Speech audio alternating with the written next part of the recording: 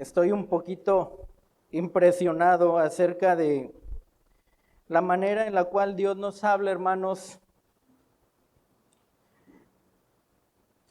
El día de ayer que buscaba los himnos adecuados para nuestro programa y cuando me compartieron la hoja de la lección, me di cuenta que era justo de lo que voy a hablar el día de hoy. Ya no hubo ocasión para cambiar el mensaje, pero hermanos, Dios quiere hablarnos, algo nos quiere decir Dios, y es esto el mover del Espíritu Santo. Así que pongamos atención, hermanos, porque algo muy interesante quiere decirnos Dios en esta ocasión a su iglesia. Lo vimos por la mañana y lo veremos también ahora. El mensaje, hermanos, de esta tarde lleva por título una osada petición. Creo que ustedes ya no hace falta ahondar mucho en esto. Es acerca de lo que ya se vio en la escuela dominical, en el segundo punto, hablando acerca de Salomé, la madre de Jacobo y Juan. Una osada petición. No sé si están las diapositivas, hermano. Bien, como primer punto, hermanos, mantengan sus Biblias abiertas. De igual manera, en Mateo 20, del 20 al 28, estaremos escudriñando en la vida de una mujer, la vida de una madre. Estamos celebrando todo este día a las madres de nuestra iglesia y poco se habla acerca de Salomé. Se habla de muchas madres, a lo mejor Eunice, a lo mejor Jocabed, a lo mejor María, pero es muy poco lo que se menciona Salomé. Bueno, aunque ahora ya se ha hablado mucho y se seguirá hablando mucho acerca de Salomé. Hermanos, pero como contexto histórico, para tener un presente, ¿qué era lo que estaba pasando? Si usted y yo nos basamos en el libro del Evangelio, según San Mateo, podemos ver en versículos anteriores cómo Jesús empieza a revelarse ante sus discípulos de una manera, ahora sí que palpable para ellos. En Mateo 16 podemos ver cómo Jesús tiene este encuentro con sus discípulos y les pregunta: ¿y ustedes quién creen que soy yo? Y ahí es cuando el apóstol Pedro le dice: tú eres el Cristo, el Hijo del Dios viviente. Y él le dijo: bienaventurado eres, Pedro, porque no te lo reveló carne ni sangre, sino mi Padre que está en los cielos. Es una primera revelación que Jesucristo hace a sus discípulos.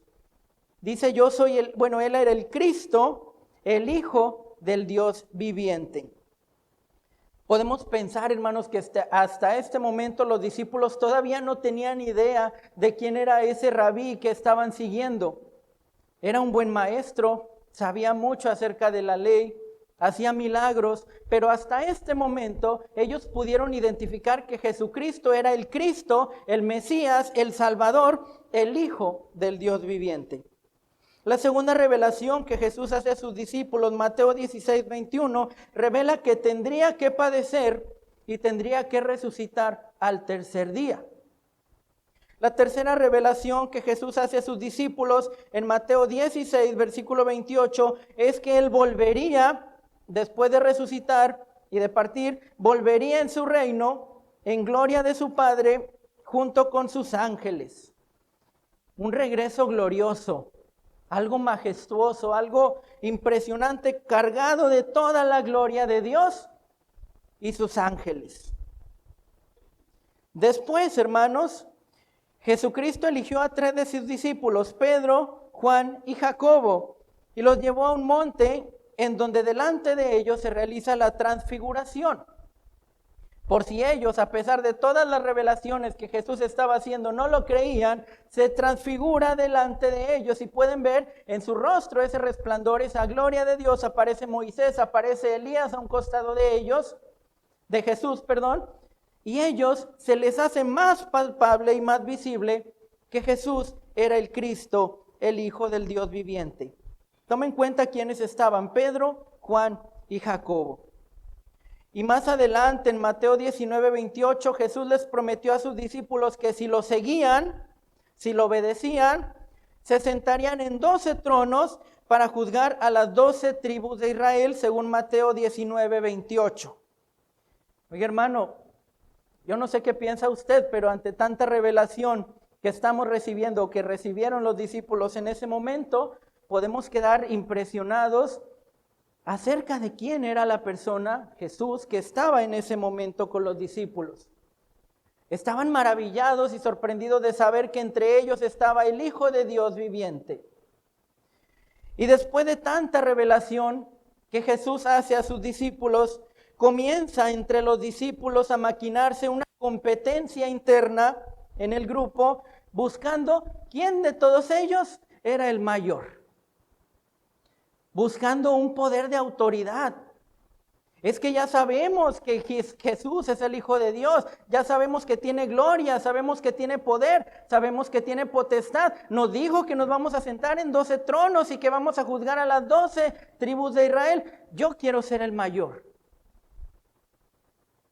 Había en ese momento en los discípulos esa discusión, más bien esa ambición de ver quién de ellos era el que iba a tener un mayor grado de autoridad por sobre los demás.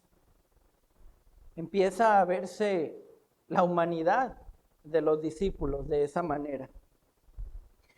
Entonces, con esto, hermanos, podemos entender ya lo que va a suceder a continuación.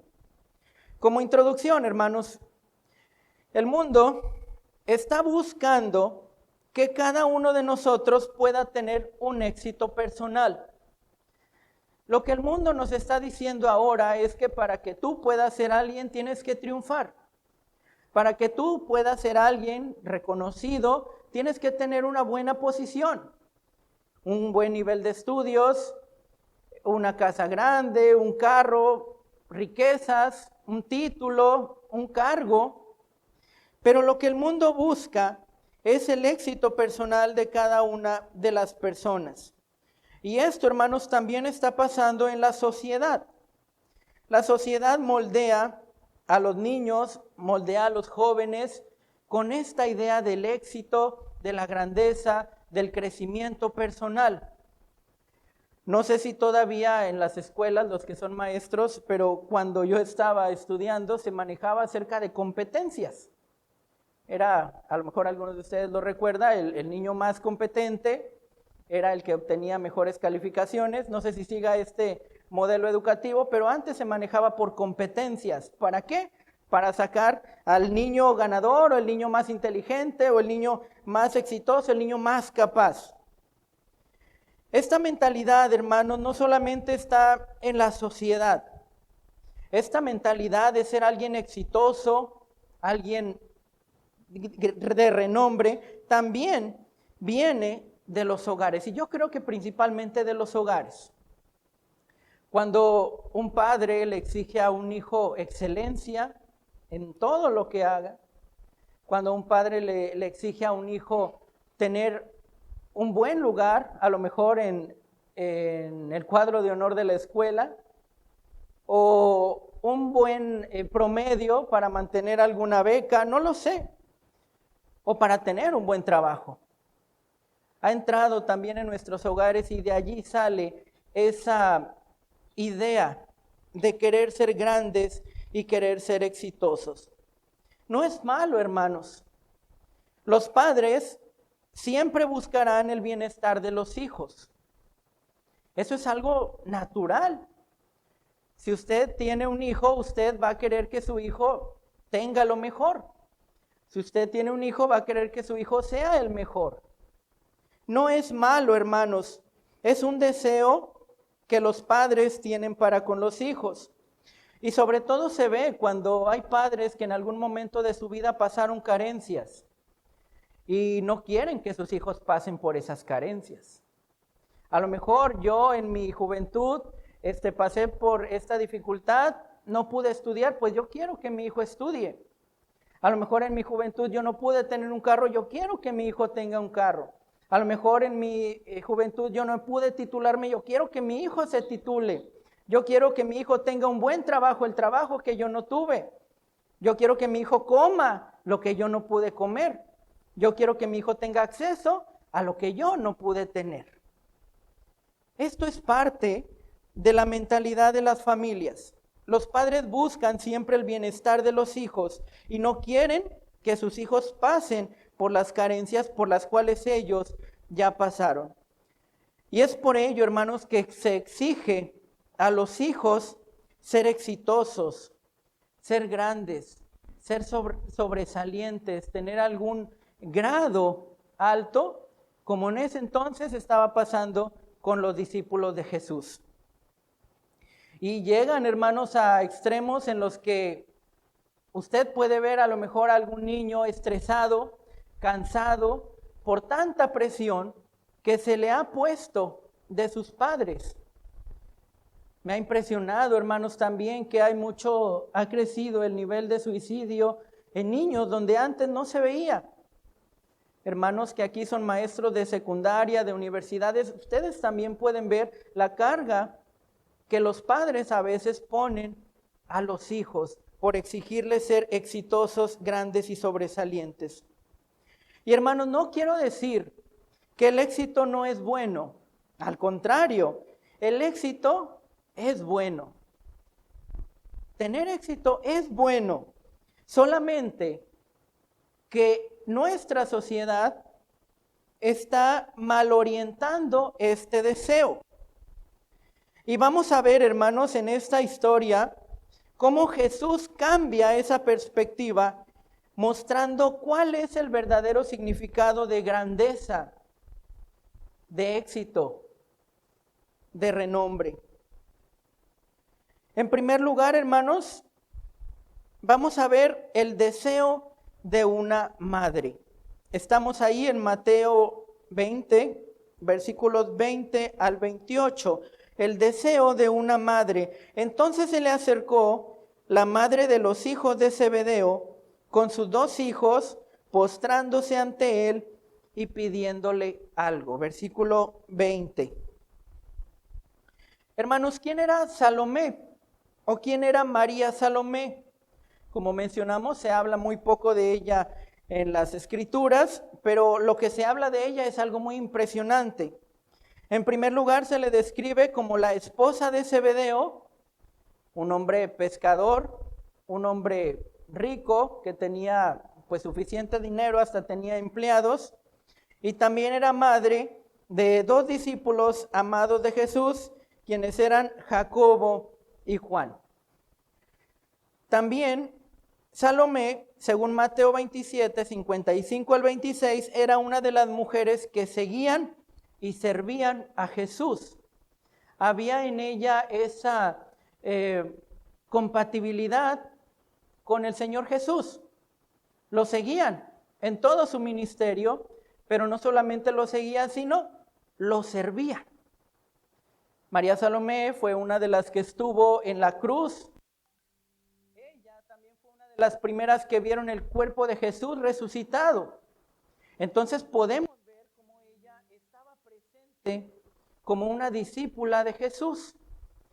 A veces estamos muy acostumbrados a pensar que Jesús solamente tuvo discípulos varones que le seguían, pero no, hermanos y hermanas, también habían mujeres, y María Salomé era una de las mujeres que lo seguían y lo servían. Junto a su esposo y junto a sus hijos, Jacobo y Juan, formaban un hogar cristiano, un hogar que amaba, que seguía y que servía a Jesús. Y en la característica, hermanos, de Jacobo y de Juan, podemos ver en la característica de su carácter que a lo mejor María Salomé no era la mejor educando a sus hijos. Como ya se ha mencionado, a Jacobo y a Juan se les llamaba como los hijos del trueno. Tenían un carácter iracundo, se encendían, eran explosivos, eran impulsivos. Y aquí a lo mejor podemos ver que a María Salomé le faltó un poquito en cuanto a la educación de sus hijos. Es algo que nos deja ver ese carácter que Jesús los nombra así, los hijos del trueno. A lo mejor no era la mejor en la educación de sus hijos. Pero aún así, María Salomé, hermanas y hermanos, como toda madre, deseaba lo mejor para sus hijos. Como usted desea lo mejor para sus hijos, ella también tenía ese deseo puro, ese buen deseo de lo mejor para sus hijos. Y hermanos, Sabemos ya la controversia porque ya se estudió en la escuela dominical y lo abordaremos más adelante de esta osada pregunta, osada petición, esta atrevida petición que María Salomé le hace a Jesús acerca de sus hijos, pero quiero que nos vayamos al fondo. ¿Qué era lo que ella estaba pidiéndole al Señor? ¿Cuál era ese deseo profundo que podía tener María Salomé para el Señor? Si vamos al fondo, hermanos, si escarbamos, podemos darnos cuenta que el deseo de María Salomé era que sus hijos estuvieran cerca de Jesús. Eso era lo que ella quería, que sus hijos estuvieran siempre cerca de Jesús, porque ella lo conocía, porque ella sabía quién era Jesús.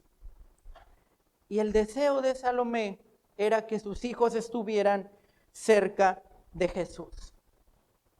Y amadas hermanas, el principal deseo de una madre debería ser que sus hijos estén siempre cerca de Jesús.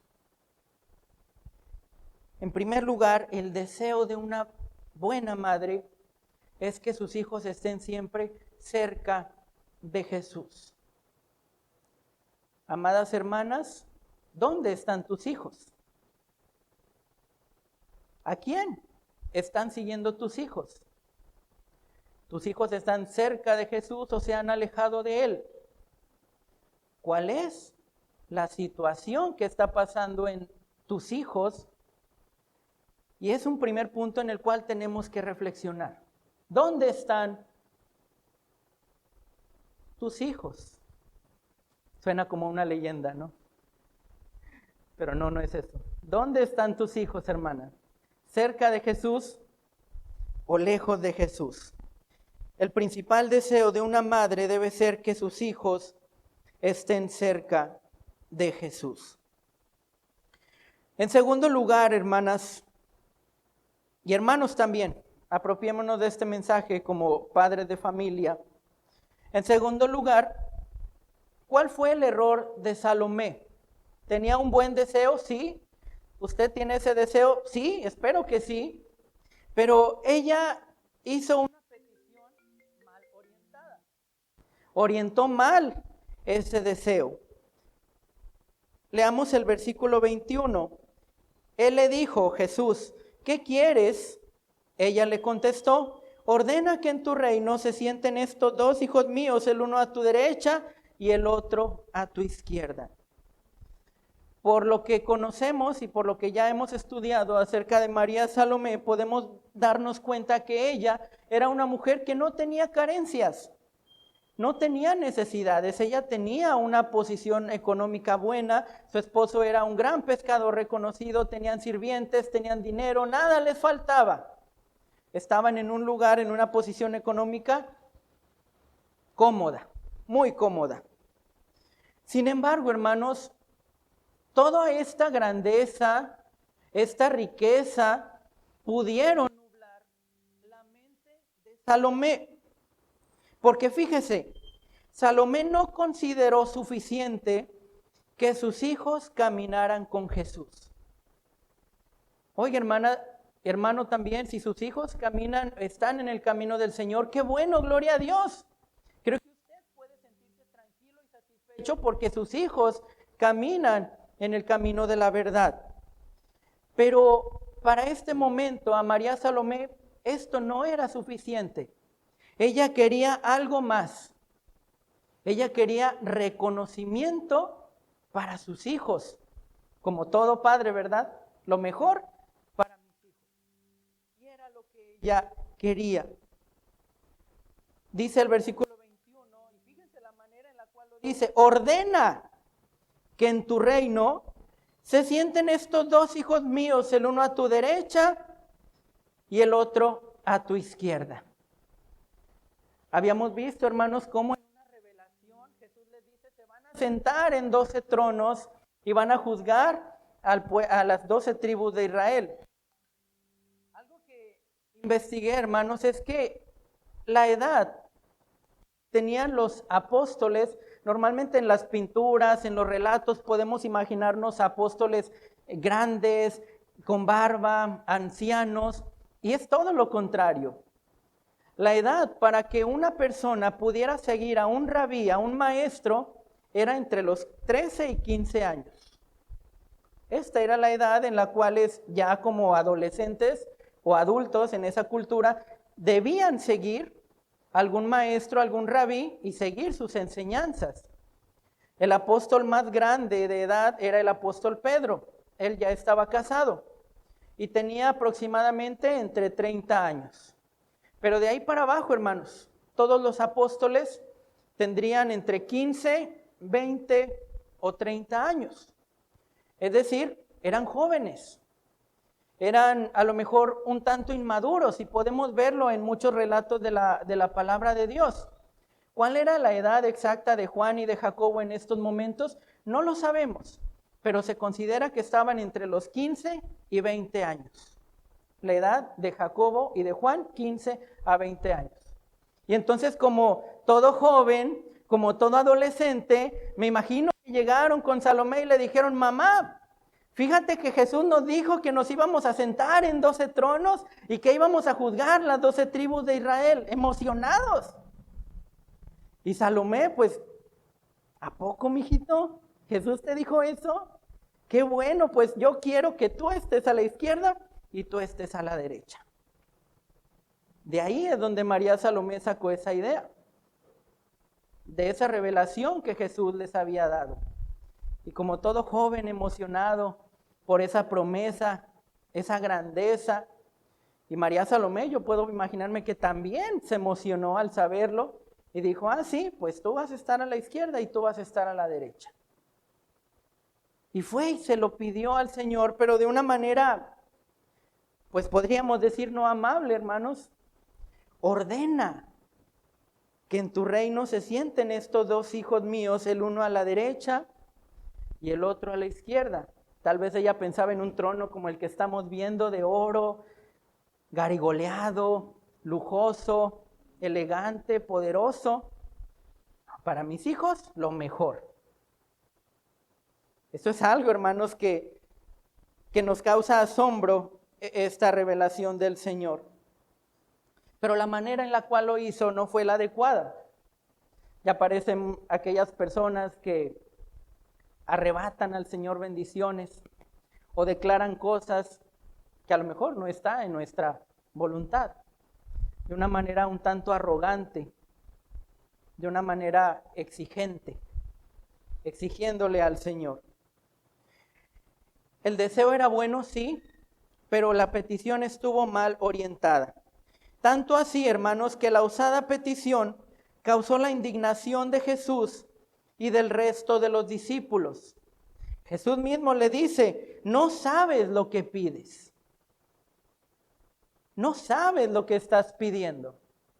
Y el pastor ya nos hizo hace un momento esta aclaración acerca de lo que Jesús estaba refiriendo, que es acerca de la muerte con la cual él tendría que pasar.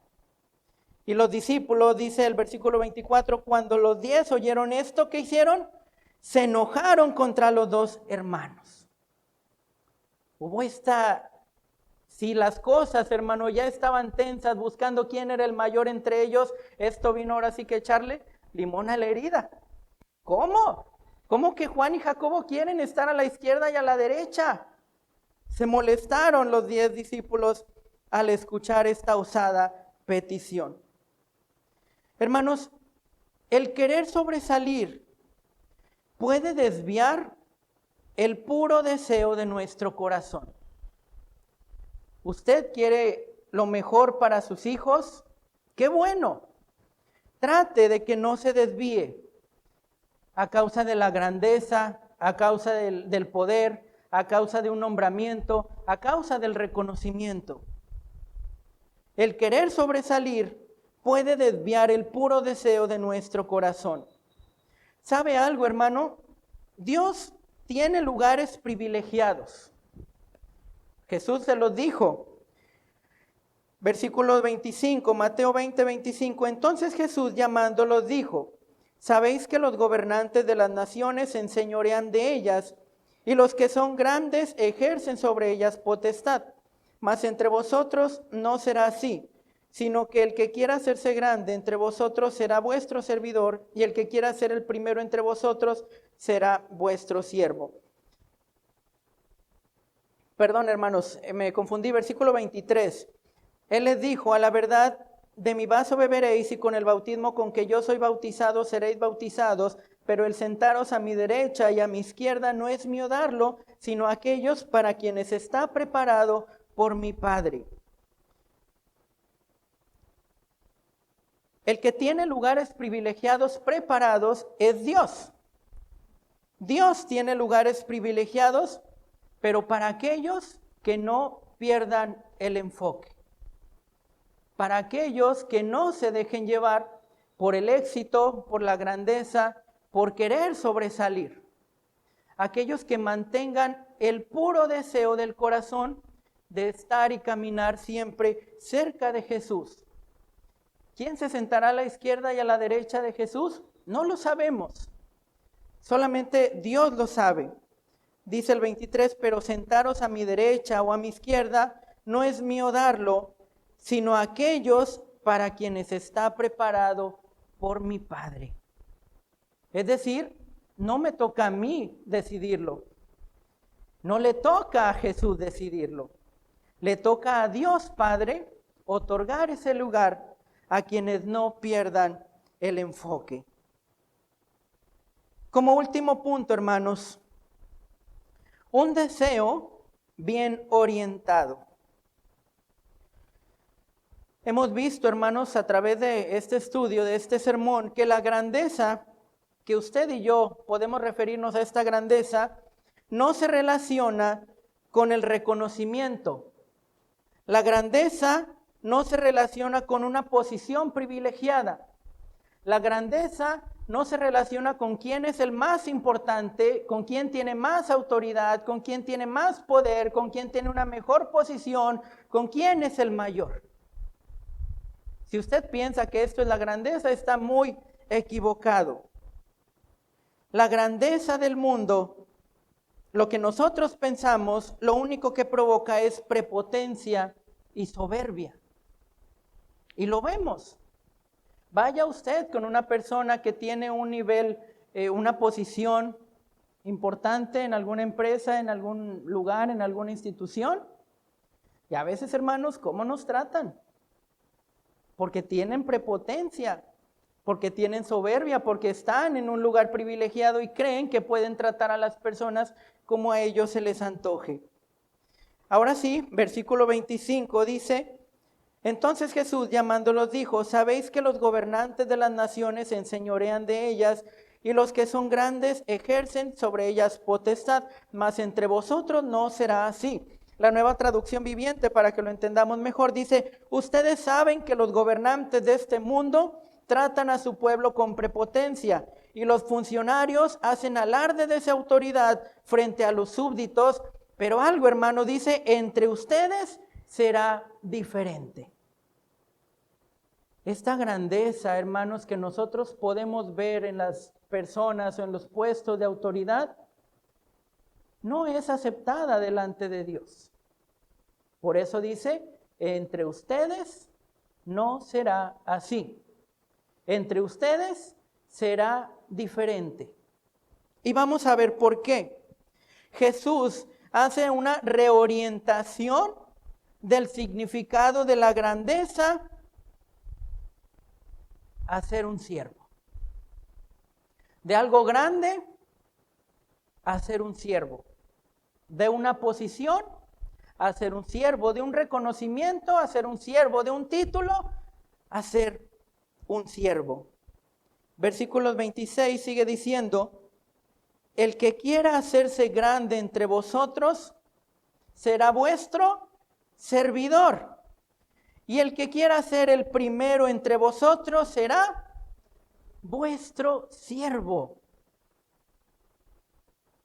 Jesús siempre venía a cambiar nuestra mentalidad y una vez más lo vuelve a hacer. Lo que usted y yo reconocemos como grandeza, lo que el mundo y la sociedad nos dice que es grandeza, Jesús nos dice no es así. Porque el que quiera ser grande será servidor. Y el que quiera ser primero será siervo. Qué contradicción tan grande, y a veces hasta nos cuesta entenderlo. Nos cuesta aceptarlo, hermanos, porque vamos con la mira a cosas grandes y no nos detenemos en lo más importante, lo cual es servir. Un servicio. Servir a Dios y servir al prójimo. Y Jesús, hermanos, representa todo lo que es la grandeza de Dios. Si en algo podemos admirar a Jesús es por su gloria, su grandeza, pero por lo que Él representa, porque vino a romper paradigmas, esos paradigmas que a la fecha siguen vigentes. Versículo 28, por último, dice: como el Hijo del Hombre no vino para ser servido, sino para servir y para dar su vida en rescate por muchos. Jesús es el vivo ejemplo de la grandeza. No vino para ser servido, vino para servir y para dar su vida, para poner su vida en rescate por muchos. Hermanos, esta es la verdadera grandeza. Este es el verdadero éxito. Este es el verdadero motivo de reconocimiento. Entonces tal vez María Salomé, una vez que Jesús le explicó, pudo entender esta enseñanza. Ella quería lo mejor para sus hijos sin darse cuenta que ya lo tenía, que sus hijos caminaran con Jesús. Y no solo eso, que sus hijos fueran siervos de Jesús. María Salomé era una de las mujeres que seguían y servían a Jesús. Tenían el ejemplo de su madre. Era cuestión de reorientar ese deseo que ella tenía. El Hijo del Hombre no vino para ser servido, sino para servir y para dar su vida en rescate por muchos. Entonces, hermanos, valdría la pena para que en este capítulo habla de una madre, pero también un padre de familia, pudiéramos reorientarnos acerca de cuál es lo que nosotros, qué es lo que nosotros estamos exigiendo a nuestros hijos. ¿Cuál es la grandeza que le estás pidiendo a tus hijos? ¿Que sea alguien importante o que sea un seguidor de Jesús? ¿Que sea alguien de renombre o que sea un servidor de Jesús? ¿Que sea alguien con una buena posición o que sea alguien que sirve a los demás? ¿Cuál es la grandeza que los padres están exigiendo de sus hijos? Como conclusión, hermanos, el deseo de toda madre debe ser que sus hijos estén siempre cerca de Dios. Hermanas, si tus hijos están cerca de Dios, deseo concedido. Si tus hijos están lejos de Dios, tienes trabajo que hacer allí. Pero también los padres deben enseñar que la verdadera grandeza no es el reconocimiento, sino una vida de servicio a Dios. ¿Están enseñando, hermanas, hermanos, a sus hijos a servir? ¿O los están educando para ser servidos? ¿Cuál es el enfoque que se les da en casa? No, mijito, es que tú tienes que estudiar para que a lo mejor no tengas que darle cuentas a nadie, que tú puedas ser tu propio jefe, que tú puedas sentarte en un escritorio con clima y no batalles. Eso es lo que todos queremos. Pero a lo mejor olvidamos, hermanos, lo más importante, que es una vida humilde, una vida de servicio, principalmente a Dios. Me gusta ver, hermanos, cuando los niños sirven en la iglesia. Me gustó mucho ver el culto infantil que tuvimos, ver a nuestros pequeños aquí dirigiendo en la ofrenda, dando el tema, ellos involucrándose en el servicio a Dios. Esto, hermanos, es la verdadera grandeza. Esto es el verdadero reconocimiento que viene de Dios. Entonces, cada padre, cada madre debe enseñar a sus hijos que la verdadera grandeza es una vida de servicio a Dios. Y como María Salomé, hermanos, hermanas, cada madre debe pedir a Dios por la vida espiritual de sus hijos. Yo espero, hermanas, que ustedes pidan a Dios por la vida espiritual de sus hijos. Que no los suelten, que no nos suelten, que nos mantengan en oración, pero que también nos guíen y nos ayuden todavía a vivir una vida cerca de Jesús. No se debe perder la esperanza ante un panorama desolador. Es que mis hijos ya no vienen al templo. Es que mis hijos ya se casaron y ya formaron su familia.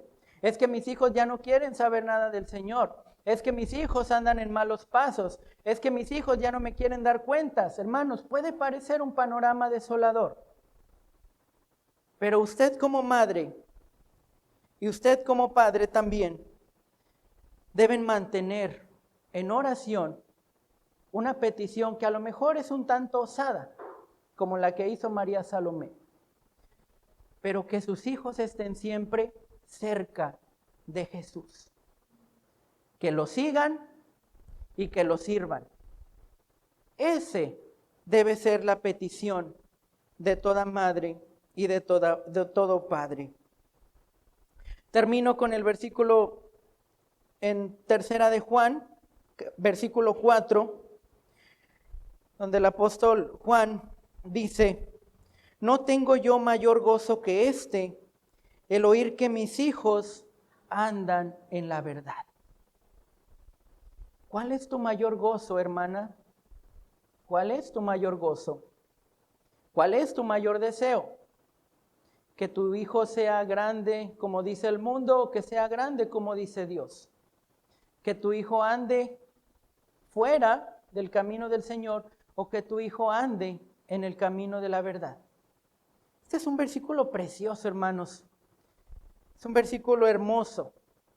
No tengo yo mayor gozo que este, el oír que mis hijos andan en la verdad. No importa que ya no vivas con tus hijos, no importa que tus hijos ya no, a lo mejor te quieran dar cuenta, no importa que tus hijos ya hayan hecho sus familias, no importa que tus hijos ya no vengan, insiste,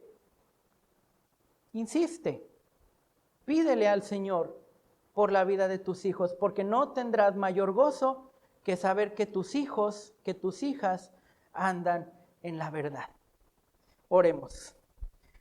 Gracias, Señor, te damos por tu palabra. Gracias te damos por la vida de cada madre, Señor, aquí en nuestra iglesia, pero también por la vida de cada padre de familia que han hecho un trabajo excepcional en la vida de sus hijos, Señor. Gracias te damos por este ejemplo que nos das a través de la historia de Salomé y de esa osada petición del querer que sus hijos estén siempre cerca de ti. Te pedimos, Señor, que podamos hacer nuestra esta petición cada uno de nosotros. El saber, Señor, que los hijos andan en el camino de la verdad. Ayúdanos, Padre, a todos a estar siempre cerca de ti, a seguirte, a amarte, pero sobre todo a servirte. Sabemos que nada se comparará con el glorioso reconocimiento que tú nos darás en gloria. Y que la grandeza que podamos aspirar aquí en el mundo no se compara con la grandeza de servirte a ti. Haznos dóciles, Señor. Haznos humildes. Haznos siervos. Haznos discípulos y haznos seguidores tuyos, Señor. Porque esto es la verdadera grandeza. Bendice las familias, Señor. Bendice a los jóvenes. Bendice a los niños. Bendice a los padres, inclusive a los abuelos, que siguen insistiendo, Padre, en una petición de un puro corazón, que sus hijos, que sus nietos anden en la verdad. No permita, Señor, que dejemos de rogar por nuestras familias. Bendícenos, Señor. En Cristo Jesús te lo pedimos. Amén. Que Dios les bendiga, hermanos.